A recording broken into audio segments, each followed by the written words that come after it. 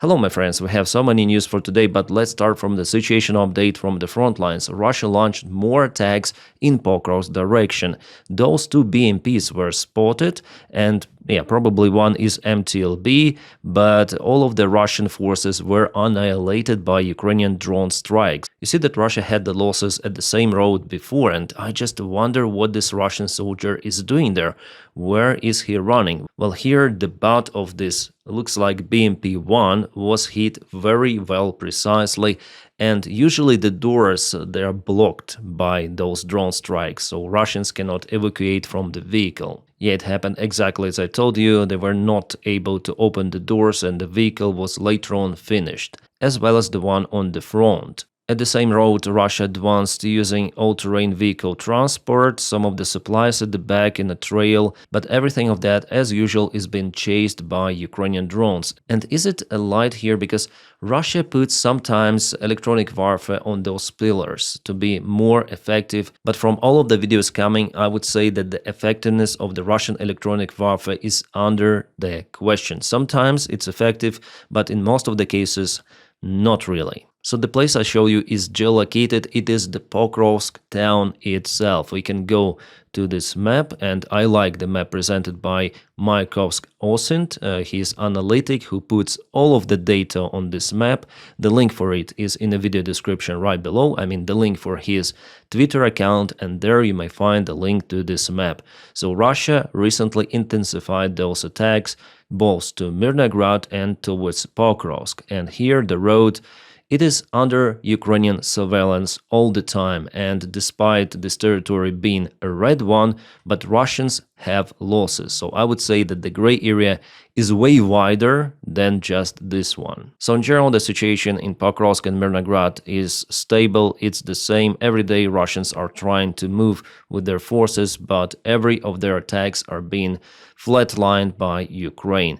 Even sometimes Ukraine is attacking. Well, it's not the Pokrovsk area, but in Novomykolaivka, Ukraine successfully took some of the ground and one of the streets of the small settlement. Yeah, sometimes tactically it might happen that Ukraine is on a counterattack, but it's not very often.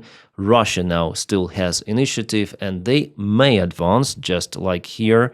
It was the small sabotage attacks, just a couple of the soldiers, but they were, as you see, met with Ukrainian drones. And the good thing that we immediately may click and check out what happened there. So Russians were trying to hide here, but it's kind of the strange method to hide just on a snowy road, not even in the tree line. But even in a tree line, they were spotted by Ukrainian thermal camera drones. Some of them went to the local houses, and of course it's no-go for Russians in this case. That's the main reason for those houses to turn to rubble, because enemy or Ukrainian soldiers sometimes, they take cover inside. They hit those buildings, but mostly Russia devastates everything, and that is what they call a liberation. So from the video we know that this one failed, Novy Donbass village, the small one, even though we have now this gray area here, but it means absolutely nothing, just more losses for Russians. Sometimes Russians are also striking Ukrainian positions, but Ukraine holds them for more than a year. Russia is still not successful fully in Pokrovsk and Mirnograd. What was advertised as the huge success for Russia in Pokrovsk by the Russian military command, by Putin himself, with encirclement of thousands of Ukrainian forces, appeared to be just nothing burger and more losses for Russia. That's it. That's what they've reached there. Now let's go to the Kupansk direction, where Russia uses aviation gliding bomb strikes and operates with the drones, I would say, more effectively.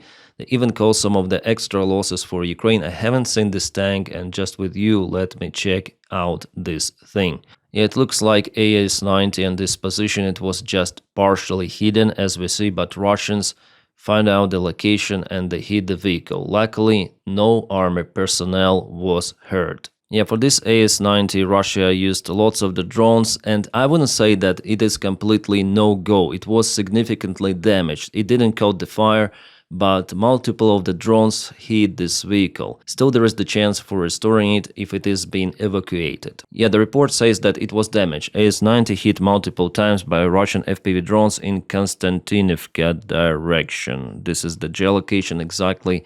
the same place. That's why I like this map, guys, because we have all of the information. So if you like to play with it, again, you may check the video description or just type Michael73 in Twitter. Right, let's go to Liman direction. The Russian sabotage groups are getting closer to the city, but all the time they're being hit by Ukrainian drones. Also, it was kind of the interesting case with this one. This was filmed by Ukrainian surveillance drone without any sort of the TNT, grenades, payload whatsoever.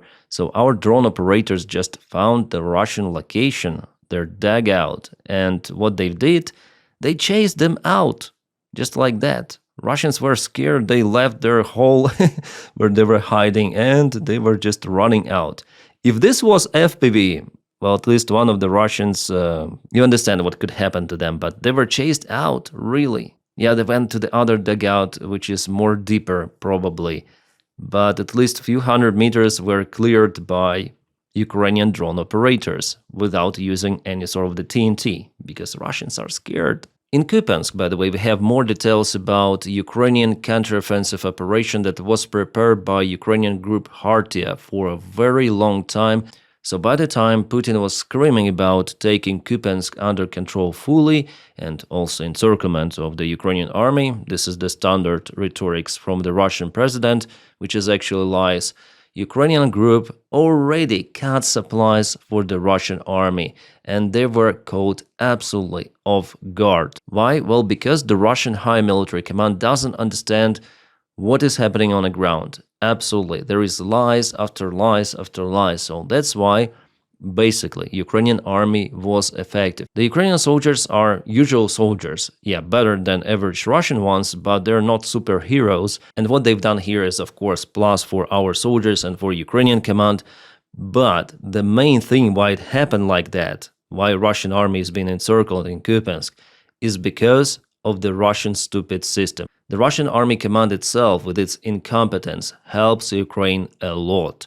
If Russia had the same command as in Ukrainian army, they would have occupied Ukraine till the Dnieper River a long time ago, but they're just the Soviet dinosaurs.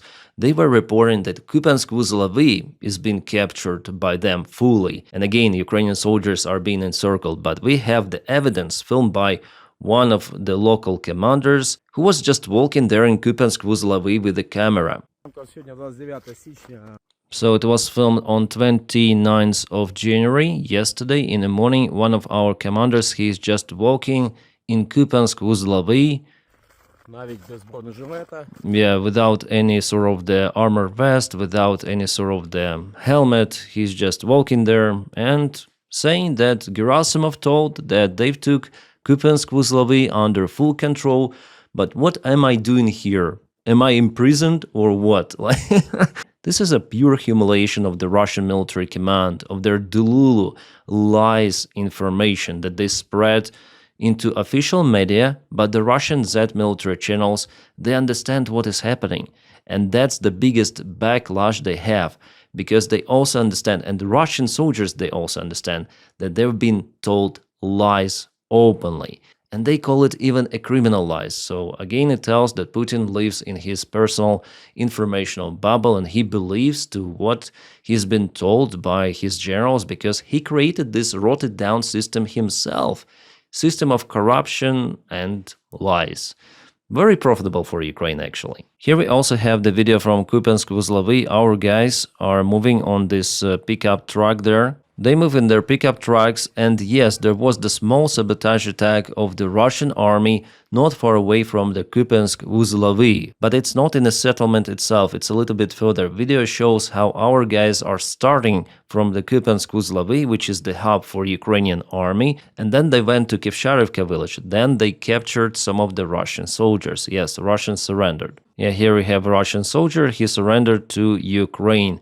He had also a Russian flag to show to the drone that they captured Kupansk-Uzlovy or something, and Gerasimov will tell Putin later on that they did it. And here we have this Russian flag that Russia lost. It was also captured by Ukraine, and the destiny for it, well, you understand. The Russian soldier who surrendered has the better destiny. He will be exchanged, hopefully, in the future. Why hopefully? Because Ukraine obtains also its soldiers from the Russian prisons. Alright, now towards the Zaparicia direction where the fight was ongoing for Ternovate. Well, actually, this is the old information, even though Russians published their flag operation just today, but it is not a success. The operation was conducted by Russians a few days ago, and Ukrainians already performed a counteroffensive here, eliminating or capturing Russian soldiers. We have the report with official video confirmation that Ukrainians went on attack, and I already showed you this video. Here Russians who stayed alive, they surrendered to Ukrainian ground unmanned vehicle. So reports claiming the occupation of the settlement Ternovate in Zaporizhia region is false, Ukrainian Southern Defense Forces said. They say that Russian sabotage group infiltrated the village several days ago and staged the flag-raising footage. Within an hour, Ukrainian forces carried out a clearance counteroffensive operation. Part of the enemy group was eliminated, while the rest was captured using ground robot. The military say the settlement remains under Ukrainian control, but I would say that those settlements, like exactly near the front lines, those are all in a gray zone. I think that Ukraine keeps positions behind, and all of this area is the kill zone, for Ukrainian drones, for Russian drones. Simply, you cannot hold your forces in the trenches or even in those settlements, in the buildings, because they're always under, for example, Russian surveillance. That's why Russians went there, because they saw that there is probably no Ukrainian presence. And if our guys, they also have surveillance, if they see that Russians are coming, okay, let's make a counteroffensive here. But this entire zone, like there is no precise, robust front line as it was in 2022, 2023. No, it's completely different war, and this map here is just, mainly it's just for reference. It's for us to see where most of the Russian positions are, most of the Ukrainian positions are, and sometimes we see how Russia advances. But the meaning of this front line, it was lost already. It was lost maybe more than a year ago. Then this kill zone was at first implemented, and now it is boosted, upscaled to absolutely crazy volumes. I mean, the number of the drones are flying, operating on the ground as well, as we see. So the Russian or Ukrainian forces appear in a kill zone. They're under the big threat. Ukrainians, they keep the forces in defense. That's why Ukraine has way less losses compared to the Russian side, because Russians, they still want to get the ground, and they are forcing themselves to go into this kill zone, unlike Ukrainians, who are staying in defense and just sometimes tactical counterattacks in some specific spots. But Russia is going on attacks elsewhere, in Zaparicia region here and there, also in Pokrosk, in Mirnograd, Konstantinivka, in Yampil, Liman, Kharkiv Oblast, and that's why they have those crazy losses. So the front lines are standstill, but the losses for Russians, they're rising because of this kill zone. Don't push the horses. Don't push the horses. Pardon me? Don't push the horses. Don't push horses. Again, freaking horses, once again. Russians are using them all the time. Close to the front lines, far from the front lines. Well, luckily here Ukrainian drone operators were precise and horses ran away, both of them. But probably they were hit by debris, it seems like, because the strike happened very, very close. Yeah, soldiers stayed there forever, but at least horses, they were moving. So they stayed alive, I guess, even being wounded. But Ukraine has to do it, sadly, because Russians are using the horses to get closer to Ukrainian positions. Probably here it was some sort of the trench. Yeah, it has a different thermal trace. Well, it shows that Putin's and Gerasimov's army is not winning. Not at all. Oh my god, Russian army is the full Mad Max cosplay, with their vehicles, with this mask and even shotgun. That's the last selfie of this one. Let me show you the video, how it happened. Ukrainian soldiers from Signum Battalion destroy Russian infantry equipment and shelters in Limansk direction. I think Liman direction, not Limansk, maybe it's the typo. Well, here you can see they had even some of the vehicle. What kind of the vehicle is that? Very interesting. MRAP. As you see, without any sort of the cages, but they had the electronic warfare. It's non-standard. And I guess they took this vehicle from the Russian Rosguard. At least there was the information before that Rosguard will support more of the MRAPs to the Russian army. Well, they all start to run away, and this is our guy, yeah? Hiding behind a tree with a mask. He was chased, and here is his mask. exactly the same guy with a shotgun. So it's not like this semi-automatic shotgun with lots of the rounds inside. This is a simple one with just 2 of the rounds. And of course, he used those, and that's it. He was running away without any chance to be saved. By the way, here you see how Ukrainian drone operators chose the proper target right away. So the guy with a shotgun who potentially has more chances to shut down the drone. And later on they send more drones to finish the job with others. On this video just appeared right now, Russians are showing how they hit Ukrainian fighter jets Sukhoi 27, but they themselves again say that it is a mock-up. Here is F-16 in a hangar, so this is happening in Mirnograd. Mirnograd is not in use by Ukrainian army. I mean, this base is not where F-16s operate. Mirnograd is close to Poltava, Poltava is close to Kharkiv, so no one deploys any sort of the military aircraft there. But as mock-ups, and you see that it was hit before, yeah. And this Sukhoi 27, it was actually the real airplane, but it was written off. It stayed there without any sort of the engines, without any sort of the equipment. It was cannibalized and just the frame is left there. Russians say it themselves.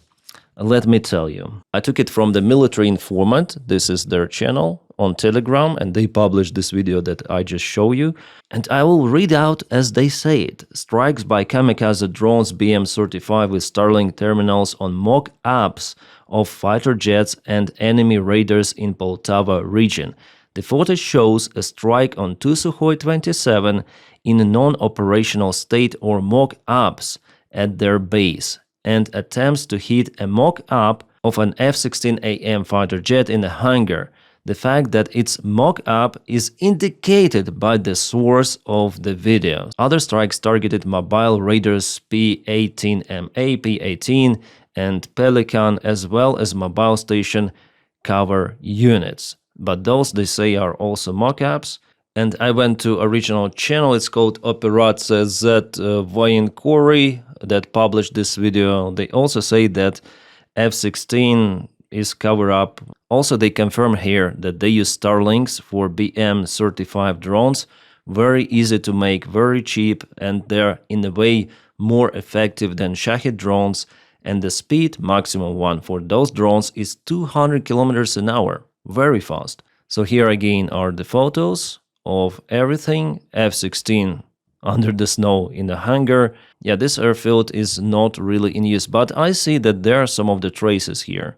So maybe the part of the equipment was in use, maybe some of the raiders, but I cannot specify by 100%, but Russians themselves are saying that the airplanes, this one and this one, they were not in use. Even though we have some of the missiles looking thing here, but it is a mock-up and there's lots of the snow on the top. Well, for sure there is an issue with the Starlink antennas that are being used by Russians. That's why Ukrainian Defense Minister Mikhailo Fedorov started the cooperation with the Starlink company and also with Elon Musk, it seems like, to try to find a way out of how to block the signal for the Russian-used antennas. I'm grateful to SpaceX president Gwynne Shotwell and personally to Elon Musk for their swift response and for immediately beginning work on solution. You're most welcome, says Elon Musk. That's the positive reply, actually encouraging.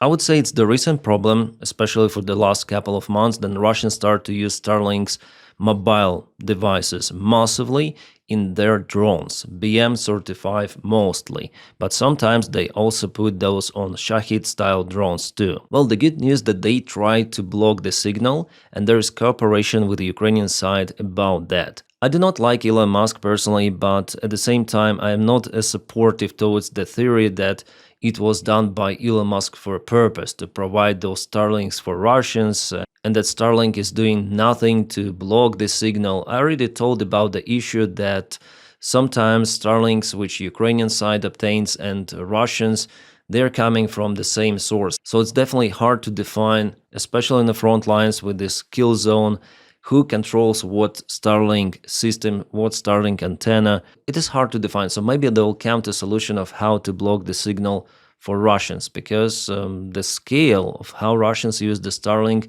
it is exponential. Russia also uses those Starlink drones to hit Ukrainian supplies far behind the front lines. For example, here it was the truck that was carrying some of the fuel.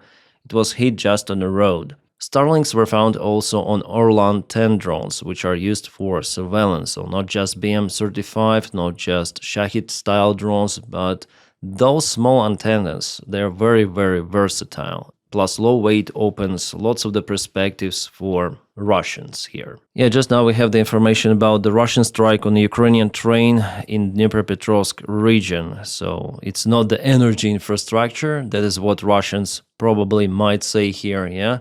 They continue to terrorize Ukrainians, energy or not, but the drones and missiles they're flying elsewhere. Well, it looks like it was not the passenger train, it seems like not the standard carriage from what I may see.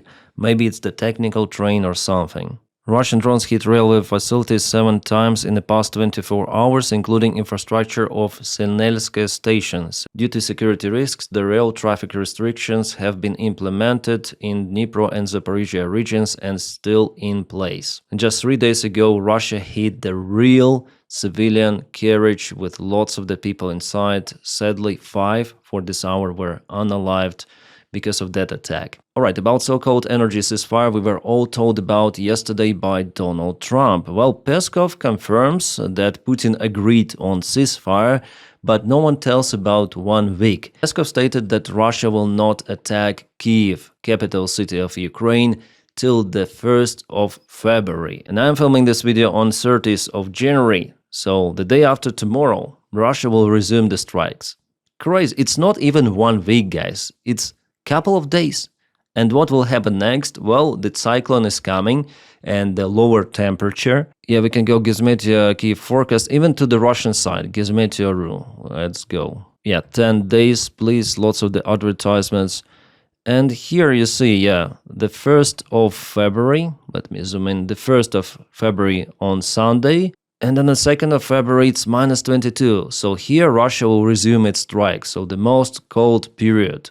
So Russia doesn't want to wait for an entire week, as it was promised by Donald Trump, that the weather is really cold. Trump calls Putin stop, but Putin continues. He agrees just on a couple of days, that's it. And how can you call it? It's not even a war crime, it is way worse. Putin just causes Ukrainian civilians to freeze to death. Everyone, children, elderly people, everyone. And there are lots of the cases like that, then people freeze to death in their apartments.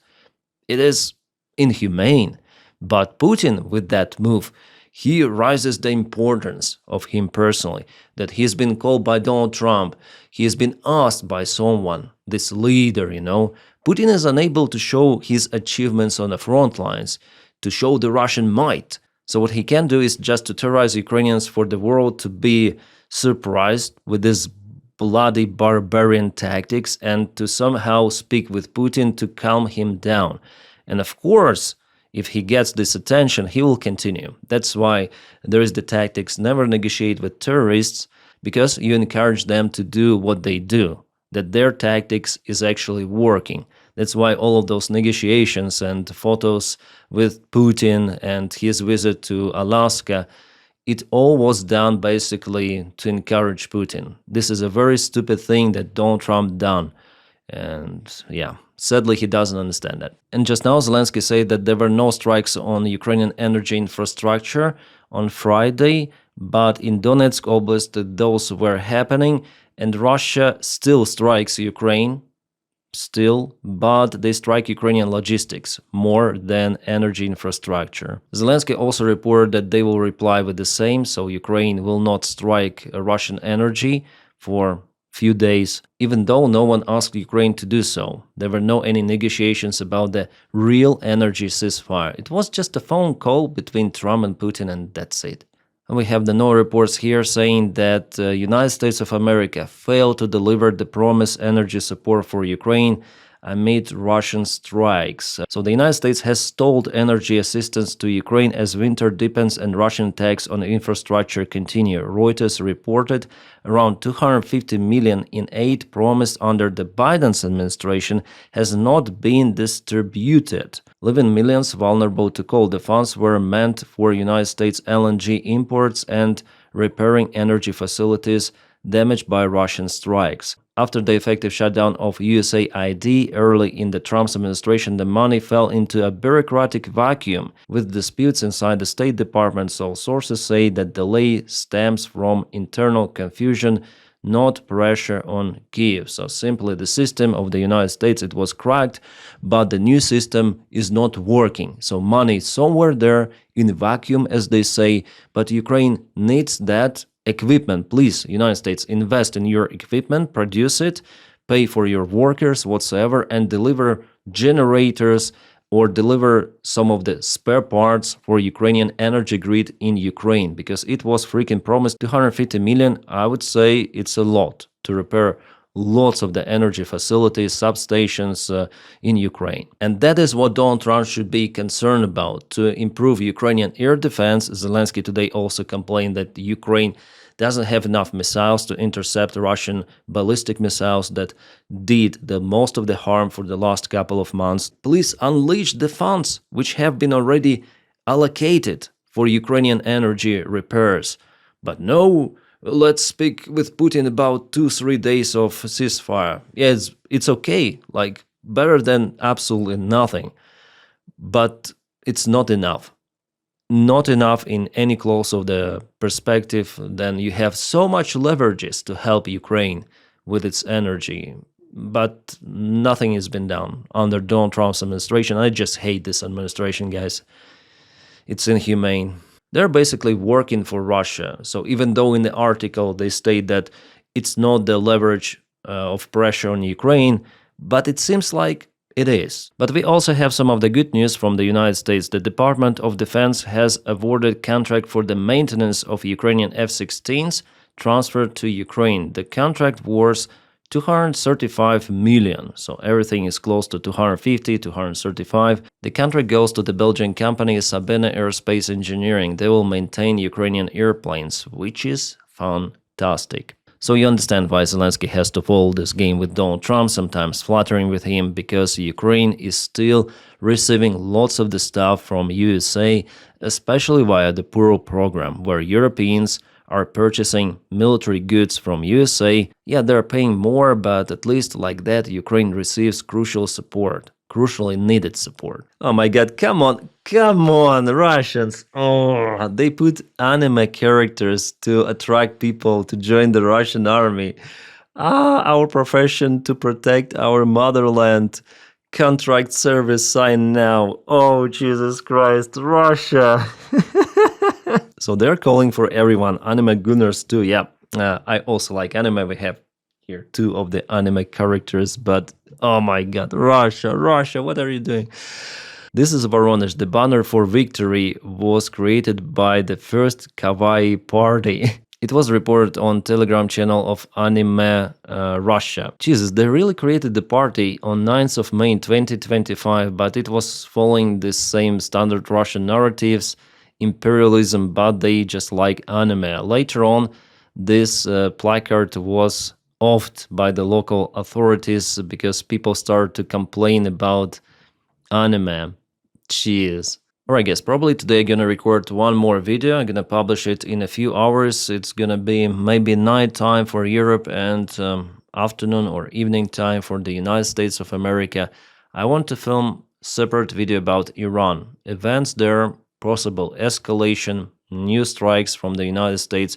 So everything detailed and combined in one video with me just talking. Yeah, not in a studio, maybe, because I need sometimes to leave this cave. Well, thanks anyways for making my job possible with your kind support on Patreon and also membership of the channel. If you watch me on Spotify, you may also subscribe there and check out my links for other media, like for example Twitch. I'm streaming there too, or my another YouTube channel. It's kind of informative about different topics. Also, please don't forget to subscribe for the channel and like this video to boost it in algorithms. My friends, I wish you all a peaceful sky wherever you are and have a great time.